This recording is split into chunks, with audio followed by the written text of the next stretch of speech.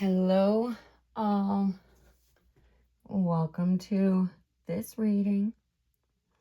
I'm going to be pulling an oracle from the Tree Keeper's Oracle. Now, the keepers are supposed to bring up something that is within. And when I pull up the cards, please feel free to pause where the card is, look at the images, and see what's coming up for you even there. And then I'm pulling from the Dark Mirror Oracle to really dive deep. I feel shadows are coming up and people really need to deal with them. Then I'll be pulling some tarot cards, and then I'll seal the reading with an animal spirit that you are meant to take with you as you go. All right, let's call in spirit. All right, we're going to open up this reading by having from the Tree Keeper's Oracle. Now remember, these keepers, they're supposed to allow you to look deep inside and to release, let go, or obtain whatever they may be speaking about, okay? Remember, don't make it fit if it does not resonate. All right. So we are getting Keeper of the Stars. Remember, go ahead and pause on this image. See what it brings up for you. Let's see. The number 9 in Kabbalah, it's for Yesod, which is the foundation, right? It's for peace, oath, good, redemption, righteous, right? But let's see, number 9 or 18, I'm sorry. The Keeper of the Stars. Stars carry hope and light. Do you have the energy to continue to wish? The Tree Keepers have a favorite saying, always keep a star in your heart. It's because hope, light, keeps you young. It connects you to the heart of the child where all magic resides. But in our disappointments and disillusions, we get wounded, weary, despondent. We stop carrying or even looking for the hope light because we no longer believe in the power of stars. Find the courage to believe, the courage in your heart to believe again. This moment is asking you to put aside the wariness of disbelief, revive the wonder in your heart, go out on a limb to hope again. You're worth it. You're worth it. If you want to screenshot what it means. All right. So, dare to dream, dare to wish. Keep your heart open. Keep it open. All right, now the Dark Mirror Oracle. This one is meant to bring up any shadows that are deep within. And again, feel free to pause on the image, see what it may bring out for you. All right, what does the collective need to know, or what shadows need to be brought out in the collective? What are we shying away from? What do we need to know? Masquerade. Again, feel free. Pause on the image.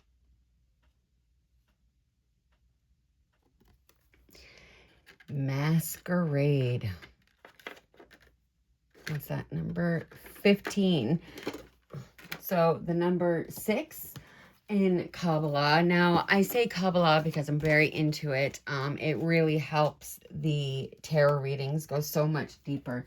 But the number 6 is related to Tifereth, which is the middle, which is the glory, splendor, higher self, right? But let's see what the masquerade. The sentence that it gives is, what I can't have forever, I will have for a minute. What I can't have for a minute, I will hold to me for 1 second. Now, the visual seed of the card. A man's face, young in the flesh and in posture, with a wide open shirt. Over him appears the most complicated and Baroque hat, straight from a Venetian carnival.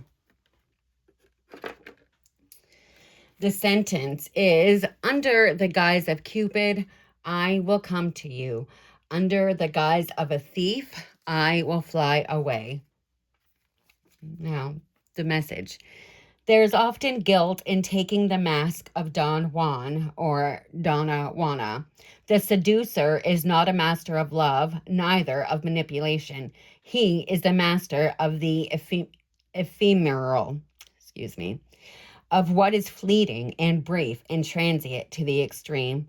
He is the master of the moment, and as such, he forgot all other kind of eternity. There is guilt if you care because you are not building. There is guilt out of loss because you are not treasuring. There is guilt out of indifference because when you don't care, you cheat yourself of meaning and value. Sometimes there is guilt in the selflessness, in the desire itself, in everything leading to pleasure, as if the only pleasure that can be sacred are only those labeled as such. The masquerade is a dance. It is a road that goes in circles and ebbs and flows and always ends with the first light. Before the time comes, hold it tightly. When the time comes, let it go. So what's that message mean to you, right? We're always feeling guilty if we care too much, if we don't care. If we're doing self-care on ourselves, we feel guilty because people are telling us it is selfish, but it's not. What mask are you wearing that isn't allowing you to see your true self, right? What mask are you wearing? How are you going in circles, right? How could you ebb and flow more? How are you keeping yourself stuck, right? These are all questions that can come up when we talk about masquerades, when we talk about masks. All right. Now let's see. Universe, source, and spirit, what does the collective need to know about keeping their heart open, making wishes, not wearing masks, right? Doing the self-care, right? Trying not to feel guilty for every little thing that we ever do. What do we need to know? What does the collective need to know?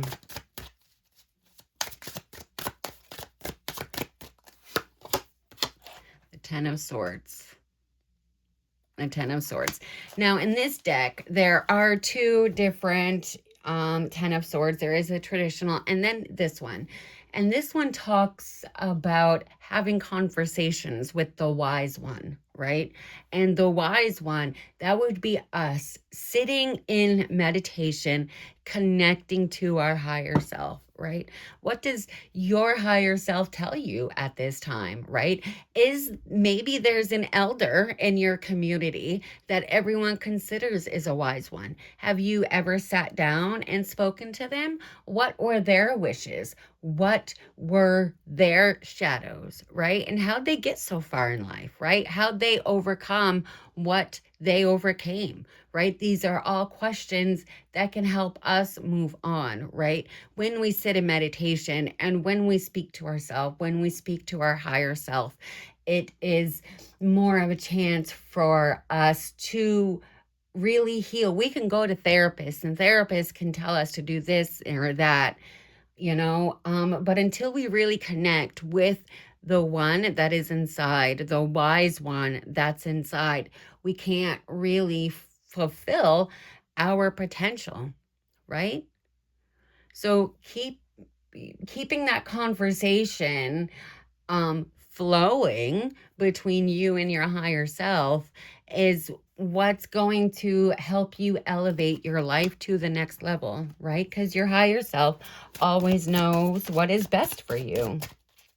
All right, let's get another one. Or a couple more, okay? we have the Nine of Cups. The Nine of Cups talks about good luck, happiness, and abundance, right? Take time to stop and smell the flowers, right? I know that's an old saying, but sometimes we just get so busy. We're in the hustle and bustle. We don't take the time to slow down and really connect with ourselves, right? So slow down. Being called to slow down, smell the flowers, look at the garden, tend to your garden, right? And that garden could simply mean yourself, your heart, opening up your heart, taking off that mask, right? Ask yourself, what is your garden? If you don't have an actual garden, what is your garden? What can you tend to? What can you help grow? What can you slow down and really appreciate? And then we have the Seven of Swords. And the Seven of Swords is about illusion, uncertainty, moving quickly. But in this one, I see someone who is peering through a slit, right? They're making sure that their area where they're going is clear before they make that next step. And this is what we need to be doing. We need to be clearing out all of the debris that is in our head, clear it out and make way for the things that are going to grant those wishes, are going to allow that mask to come off, allow us to practice self-care without feeling selfish, right?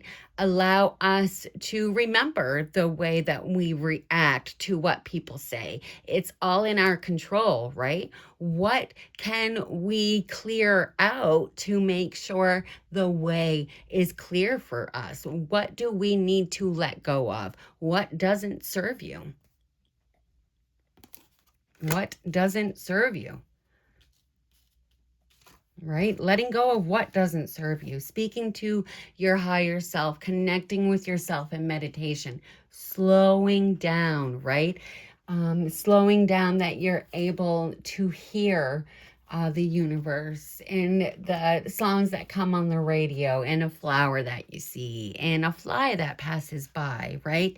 Anything that comes into your line of vision, you know, not everything is a sign, but everything that comes in is for you. You've already called it in. So what are you wanting to call in, right? Slow down and really connect with yourself to see what you want to call in. What mask are you tired of wearing?